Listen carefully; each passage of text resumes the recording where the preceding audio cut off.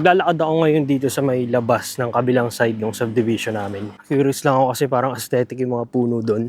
Yung ko lang nakikita nyo pa. But doon banda meron.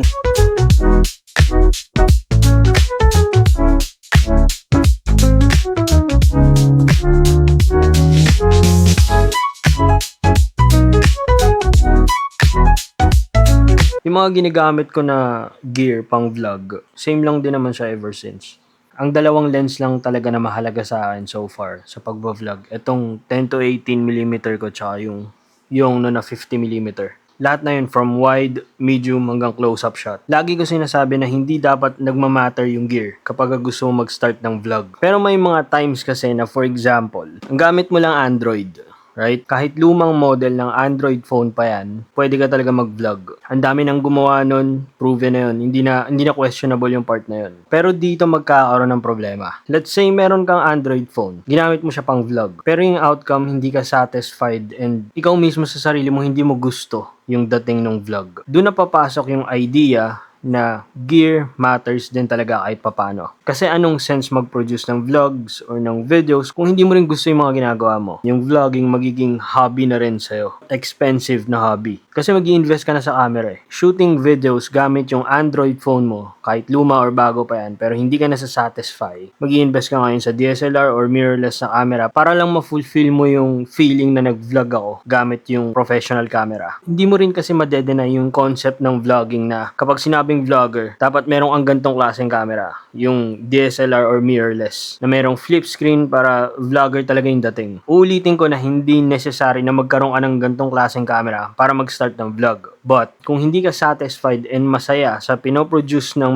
mga videos ng phone na gamit mo, then maybe it's time para mag-invest talaga sa ganito. Lahat naman tayo may kanya-kanyang hobby and sometimes yung iba talaga umaabot ng extreme. Expensive pa nga yung hobby ng iba. And dapat normal lang yun. Huwag mo questionin yung sarili mo pagdating dun sa ganung bagay kasi buhay mo yun eh, masaya ka sa ginagawa mo. Kung yung mag-invest sa mamahalin na mirrorless camera yung magpapasaya sa'yo and to start what you really want to do, then why not? May mga tao kasing nagtatanong sa akin kung paano mag-start ng vlog pero lagi nilang sinasabi na hindi daw maganda yung phone na gamit nila, kahit i-edit daw yung kulay, hindi maganda yung kinakalabasan. May mga tao talaga na satisfied sila and kaya nila dalhin kung ano man yung outcome nung videos na ginagamit nila kahit gamit lang yung Android phone. Nahihiya lang din siguro sila sabihin sa akin or i-admit na gusto rin nila mag-invest sa camera to start vlogging. Sinasabi ko na lang din sa kanila na depende yan sa'yo kasi once na mag-invest ka na sa camera or bumili ka ng camera, it's either hindi mo magagamit yan hanggang sa mag-dried out na lang yung hobby mo and then i-resell mo na lang yung camera, sayang lang din, or talagang magtutuloy-tuloy ka. Sa akin kasi by chance ginagamit ko siya for professional work and at the same time mas nag-enjoy din ako gamitin yung camera pang vlog. Pero before, nung sinimulan ko rin tong channel na to, ang gamit ko lang din talaga Android phone tsaka lumang DSLR. Kinailangan ko lang din talaga mag-upgrade para mas ma-showcase ko yung skill ko dahil sa market ng videography medyo matindi yung kompetisyon. Let's say bumili ka ng camera, yung mamahalin,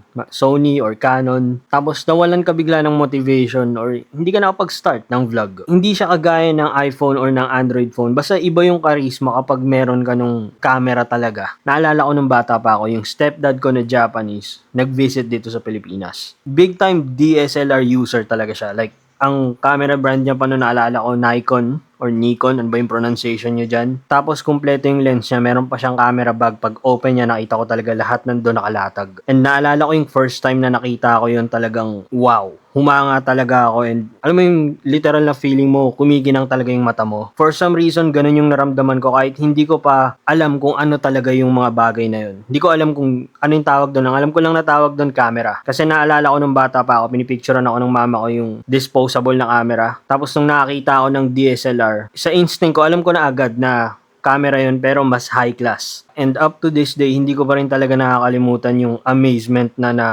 naramdaman ko nung araw na yun. Siguro kahit wala naman akong connection sa kanya, kahit stepdad ko siya, dinala ko yun hanggang ngayon kasi humanga ako dun sa gear niya, dun sa equipment niya. Sabihin natin mag-end up man ako as hindi professional na videographer or someone na talagang magaling sa camera. The fact na nagkaroon ako ng sarili kong DSLR and sariling camera, napaka-fulfilling sa pakiramdam. And for sure, hindi lang ako nakakaramdam ng ganito. Alam ko na at some point sa buhay nyo, meron kayong isang bagay na nakita na parang gustong-gusto nyo magkaroon ng ganon. To the point na parang hindi okay sa feeling or nakaka-depress na wala ka nung bagay na yun. Sa akin kasi okay lang kahit wala akong expensive car, mga luxury car, okay lang wala eh. Pero hindi ko ma-imagine yung sarili ko na wala nitong camera na to. Kahit hindi ko siya lagi nagagamit sa pag-take ng pictures or ng videos or kahit hindi ko siya lagi nagagamit sa professional work, sa pag-vlog, basta meron ako nito, okay na ako. Iba-iba kasing trip yan. Merong mga nangongolekta ng watch, nangongolekta ng shades, nangongolekta ng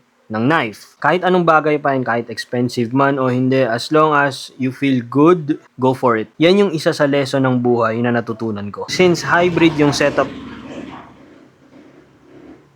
hindi ko magets yung mga ganyang klaseng motor. Isang beses na dumaan pa siya and ginawa niya yan, sasawayin ko talaga siya. Isang beses pa talaga. Fuck this.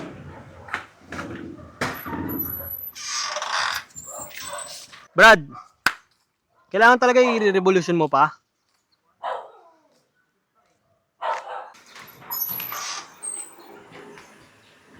Ay, nako. May mga taong ganyan talaga na hindi naman kailangan mag-revolusyon pero talagang gagawin pa rin nila. Wala silang pakialam kahit makabala ng ibang tao. I don't think na uulit naman siya kasi parang natauhan naman siya nung sinaway ko siya. Kasi kapag inulit niya pa yan, ire-report ko siya sa guard tapos babantayan na siya. Mas malaking problema sa kanya yon. Nawala na ako sa iniisip and sinasabi ko kanina kaya cut na natin to.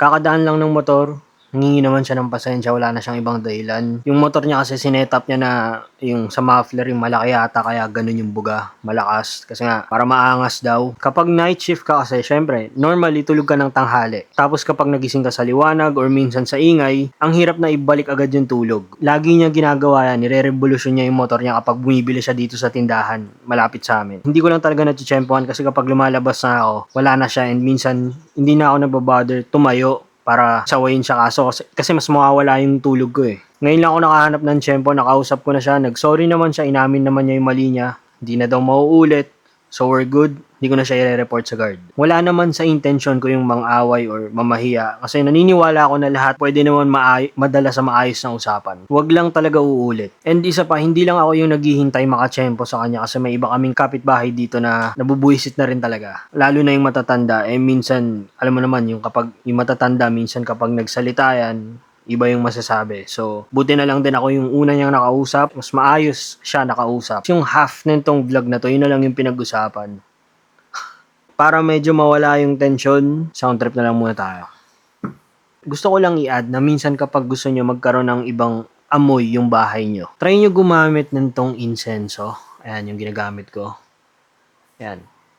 Ibang klaseng insenso to guys, hindi to kagaya ng mga naaamoy niya sa simbahan. Ito na yung mga modern na style ng insenso na meron na siyang amoy, may lavender, may vanilla. Basta astig kasi kapag sinindihan mo na yan, minsan kumakapit siya sa mga pader na medyo nagtatagal din. And maganda yung amoy, hindi siya suffocating.